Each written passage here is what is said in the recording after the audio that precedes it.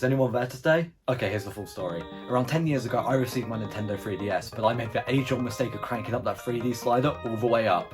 And now I've gone blind! Not throat blind, thankfully. My voice box is still working just fine, so we may as well talk about the thing that got me into this very mess. Say hello to the Nintendo 3DS!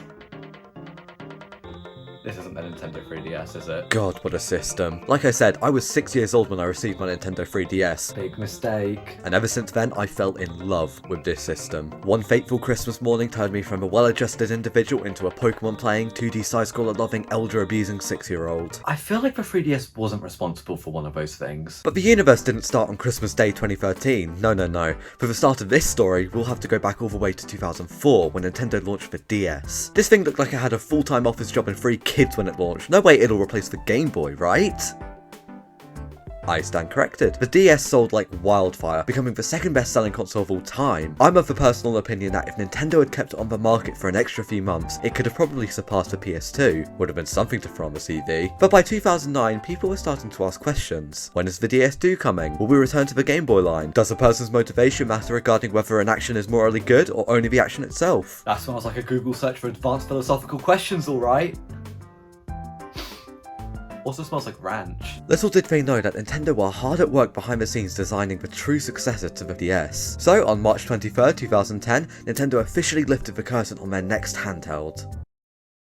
They skipped a number here. Yeah, the name 3DS is weird, to say the least. I think it's pretty obvious that having a 3 in the name implies that this is the third console in a series, but here it's used for pretty much a pun. Wouldn't it have made more sense to call the DSi, the half step between the DS and the 3DS, the DS2, so you can then brand the 3DS as the actual third DS? Could we maybe move on from the DS name? It's becoming a mouthful. The system was fully revealed at E3 2010, alongside various games like Kid Icarus Uprising, Star Fox 64 3D, Legend of Zelda Ocarina of Time 3D, and Mario Kart 7. You know what? F it, eliminate numbers too. The system was here too, with a very nearly final design. I don't actually own the specific model of 3DS, but I do have the XL version and the smaller new 3DS system. But we'll worry about those later, because as of right now, it's launch day.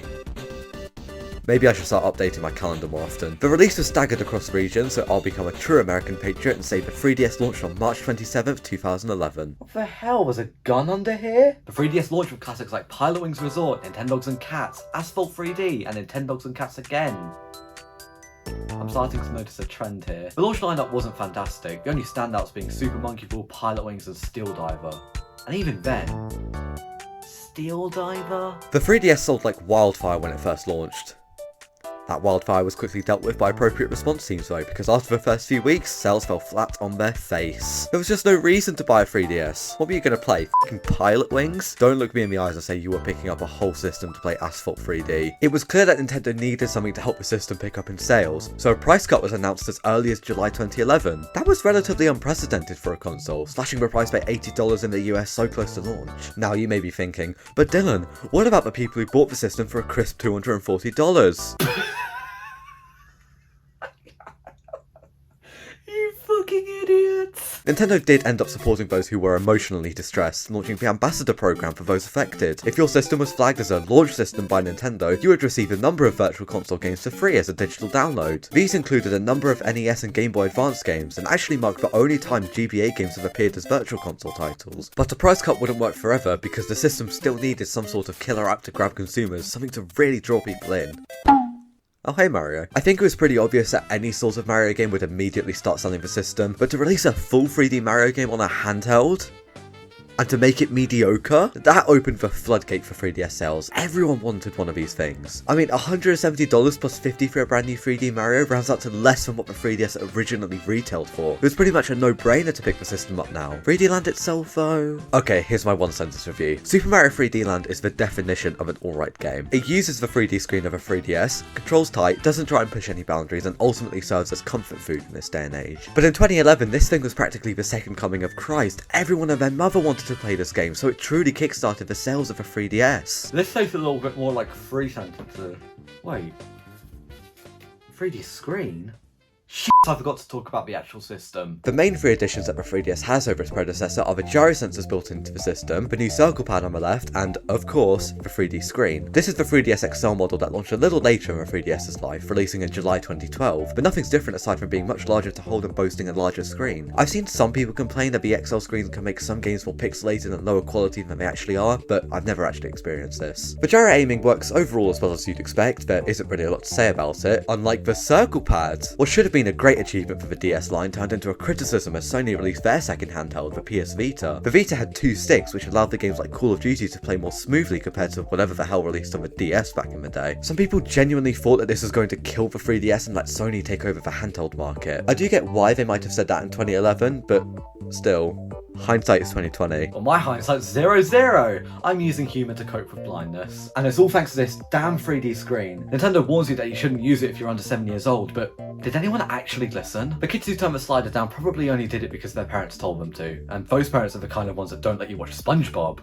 But in fairness, the kids are probably better off because of it. The 3D effect works okay. I really wish I could sit here and praise it unconditionally, but on the original models you had to be in the most perfect of conditions to avoid any ghosting or duplication effects. Any slight movement of a system to the side and the effect will be ruined, which really sucks when you have a handheld system that you're going to be using in a variety of situations. But that's where the new 3DS comes in. This mysterious red eye on the front of the system seems to better track your head position, so now I can use my 3DS in a variety of different situations. Seems like a decent segue to start talking about the new 3DS as a whole. The new Nintendo 3DS was first announced in a Japan exclusive Nintendo Direct on August 29th, 2014, featuring a whole new design based on the Super Famicom and nipples. What do infant babies and the new Nintendo 3DS have in common? They both take power from the nipple. Oh hey, come on, that was clever! The main attractions were the new Super Stable 3D and the C-Stick, which comes in the form of a small grey nub near the buttons. Finally, the PS Vita users can stop bringing up the lack of a second stick. Finally! The system also featured a general performance boost, which actually led to some exclusive games later in the system's life. Xenoblade Chronicles 3D released in 2015, exclusively for the new 3DS, but in fairness, this game could sort of justify being exclusive. It's a massive game and requires a second stick for camera control on Wii. You're only getting that on a new 3DS or a PS Vita. Speaking of games that need a second stick, Minecraft released only for the new 3DS in September of 2017. I mean, I respect the effort of getting a game like Minecraft running on the 3DS at all, but the Switch version had been out for over a year by then. What was the point of releasing it now? Especially if you're going to limit your install base to exclusively new Nintendo 3DS users. At that point, you may as well just make a worse version of the game for the old 3DS just to reach as many people as possible. Thankfully though, I don't think old 3DS owners were going hungry in terms of games to play. My library barely even scratches the surface of quality titles on this system, but I still feel like I'm spoiled for choice. Despite what I said earlier, Super Mario 3D Land is a top quality, albeit relatively safe game that has all the fun you'd expect a Mario platformer to have. It completely remodels the gameplay loop of 3D Mario, which makes it play exactly like a 2D Mario. I've never seen more bravery from a game studio before. Thank you, Nintendo. Having said that, it's still super fun to play through, and also hardly the most safe game on the 3DS. If you want to take that phrase and run with it, New Super Mario Bros. 2 has that in droves. It's a decent game, don't get me wrong, but it just feels so bland. It's quite literally another new Super game, and they're starting to feel so safe it physically hurts at this point. Ow, ow.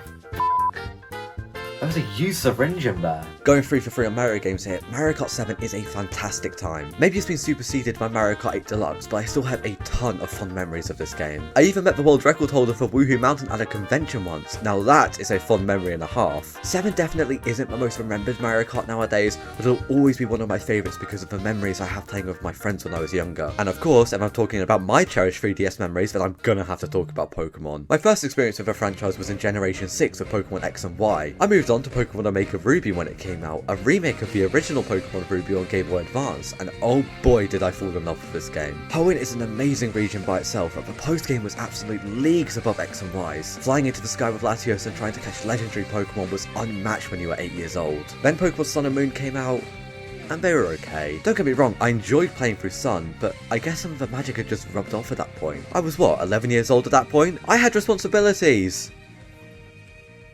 Not now, sorry. I'm grown now, I have to file my taxes. I think Ultra Sun and Ultra Moon were the getting off point for me. I tried playing through it, but the start of these games are pretty much the exact same to Sun. I just couldn't get through it. It sucks because I know there's more to these games compared to the originals, but I just couldn't get past that initial slog of playing regular Pokemon Sun again. It probably didn't help that the Switch was out at this point. I think most people had moved on and were just waiting for the first ever home console game to release. That was a weirdly depressing analogy for growing up. Yeah, a good chunk of this library I have really fond memories with. Playing Pokemon X on Christmas Day, beating New Super Mario Bros. 2 in a week, or saying f*** for the first time in a friend's house while playing Pokemon Sun. Yeah, you could argue some of these memories make me a little bit biased, but that would be a genuine discredit to the handheld that carried Nintendo for 5 years. You think I forgot that the 3DS existed alongside this thing? Let's talk. In 2012, Nintendo fucked up. The Wii U was ultimately the culmination of multiple mistakes that I don't have time to get into today. Maybe next month or something. I think most people forget just how rough it was for the company in this era. Satoru Iwata ended up taking a hefty pay cut to avoid any layoffs within the company. Sales for the Wii U were bad. Like, real bad. So Nintendo were forced to turn to their handhelds for financial support. Look, I know we've been here before, but please man, just one more bailout. I really need this. The 3DSs are not going to respond, are they? A lot of Wii U games that struggled to take off due to the console's small user base got shoved onto the 3DS, some more awkwardly than others. Super Mario Maker for the 3DS always stood out to me as a weird port. It's pretty much the full Mario Maker experience, but they completely gimped this port by removing the ability to share your levels online. Sharing your levels was the entire point of Mario Maker in the first place. It's like being a marathon runner with a blown off leg. That's gonna put me out for 6 weeks. Captain Toad's Treasure Tracker was ported to the 3DS and the Switch. Maybe by the third re-release I'll start to give a f***. Poochie and Yoshi's Woolly World was always a weird 3DS port to me purely because of the existence of Yoshi's New Island. The 3DS already had a cozy, easy 2D Yoshi platformer to play through. Why bring another to the 3DS? Especially when the Switch was about to launch, surely it would have made more sense to port it there. Considering the Switch only had about 2 launch titles from Nintendo, it surely wouldn't have hurt, right? Damn it, another loose needle. As the Switch launched, 3DS content definitely started to slow down. I mean, it was pretty obvious what was going to happen. The Switch was a hybrid system that could act as a successor to both the Wii U and the 3DS. The former was killed off almost immediately, even though Nintendo tried to claim that the Switch would be a third pillar between all 3 of their consoles. I don't think I've seen a worse lie than that. And I've seen Nintendo tell this exact lie before. The 3DS took a little longer to die though. Some big name games released beyond 2017. Pokémon Ultra Sun and Ultra Moon, Miitopia, WarioWare Gold, they all released after the Switch's launch in March of 2017. I mean, the last Nintendo developed game for the system was Kirby's Extra Epic Yarn, releasing in 2019. Now that is pretty ludicrous. There'd even be another 3DS model released after the Switch's launch, the new Nintendo 2DS XL. I forgot to talk about the 2DS, didn't I? Yeah, so this exists. The 2DS was the budget option for what was becoming the family of 3DS systems, ditching the iconic clamshell design and 3D screen. Definitely a good option for kids under 7 who can't look at a 3D screen yet. I don't own one of these, but I always thought that the wedge-like design must be pretty uncomfortable to hold compared to the regular DS design. This just feels way more ergonomic than a slab, you know? So that's where the new Nintendo 2DS XL comes in, but more like staggers in, late to the party, already too drunk to socialise properly and just instead throws up and crashes on the couch. This is starting to sound like unhealthy projection. Much like that analogy, this feels odd. The clamshell design is back, but the 2D screens are still here. It even features the same upgrades that the new 3DS had, minus the super stable 3D of course. So by definition, this is not the definitive model of 3DS because it's missing features. But it's also not a super cheap model like the 2DS. So who is this for? For Miitopia players, apparently. After dragging out the system's life for probably a good 3 years longer than it should have been, Nintendo finally called it quits and discontinued the 3DS and 2DS systems on September 16th, 2020, closing a chapter on one of the darkest periods for the company. I don't know many darkest periods with 76 million sales. I've been pretty much only positive on this system, mainly because of my memories attached to the console, but it's hard to ignore just how much Nintendo struggled in this period. I mean, there were some real low points to this system, even ignoring the dumpster fire next to it that was the Wii U. Mario Sports Superstars in particular was a real low point for the system. And of course, who could forget Chibi Robo Ziplash? I'm not doing it. But overall, the 3DS was a really good time. It was Nintendo's last ever true handheld system. That's something to celebrate.